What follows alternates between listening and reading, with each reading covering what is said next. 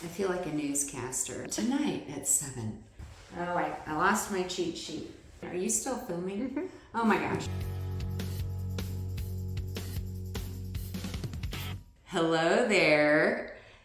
Today I thought I like to do some history things, and so today I thought with the big event coming up is the Kentucky Derby.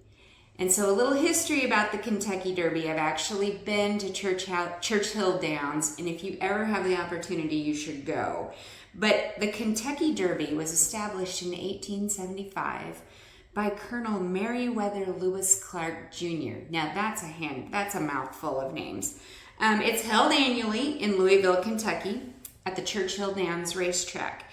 It is known as the most exciting 2 minutes of sports, which I would argue if you watch NCAA March Madness, sometimes those last 2 minutes of a ball game can get pretty intense.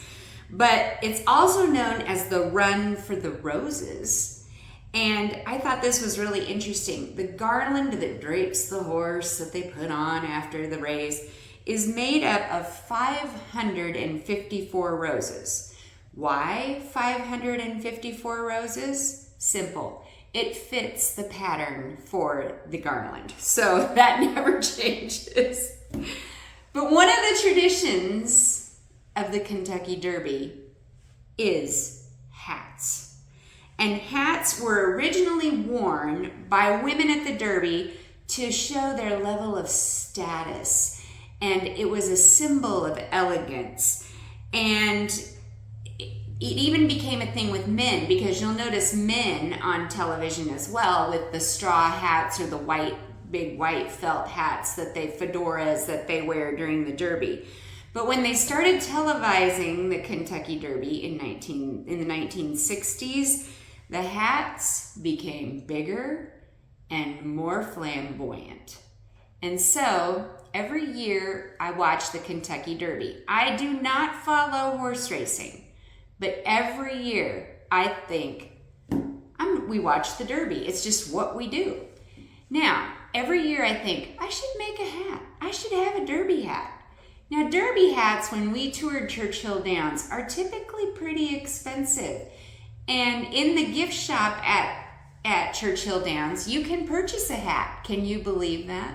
And the starting price of these hats is about $200. And then you can go as flamboyant and big as you want. But if you have a person make you a custom hat for the Derby, it can cost anywhere up to $2,000.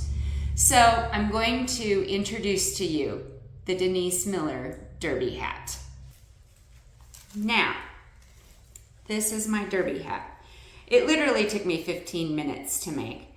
And it also, I need to give a shout out to my mother, Beverly Lewis, who had everything with the exception of the bird.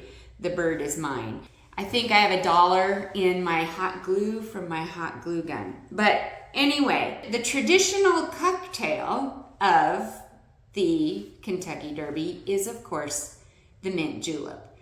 You all know that I'm a bourbon person. I love Kentucky bourbon. But this year, the Derby announced that there will be a new signature cocktail.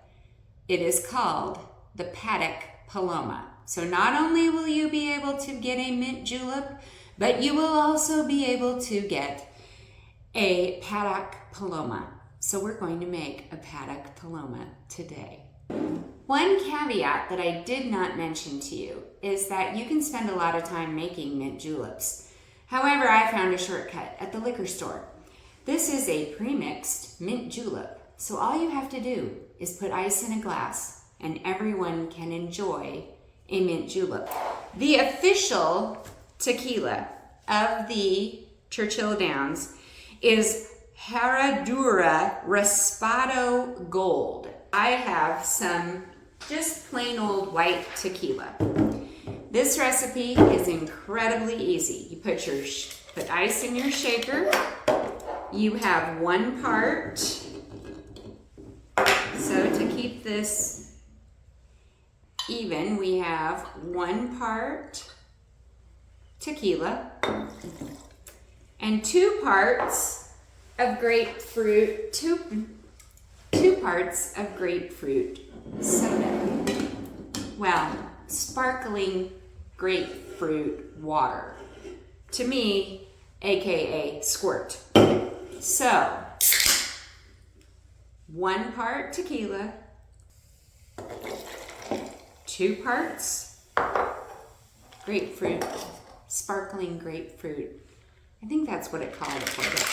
Shake and pour.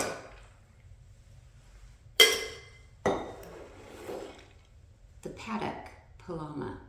As always, I encourage you to drink wisely, not drink and drive. I also didn't talk about the fact that there's gambling at the Kentucky Derby, which I don't endorse gambling either. But just be safe. Have fun. Make a hat. You've probably got some stuff laying around you can use. And enjoy the Derby. Thanks.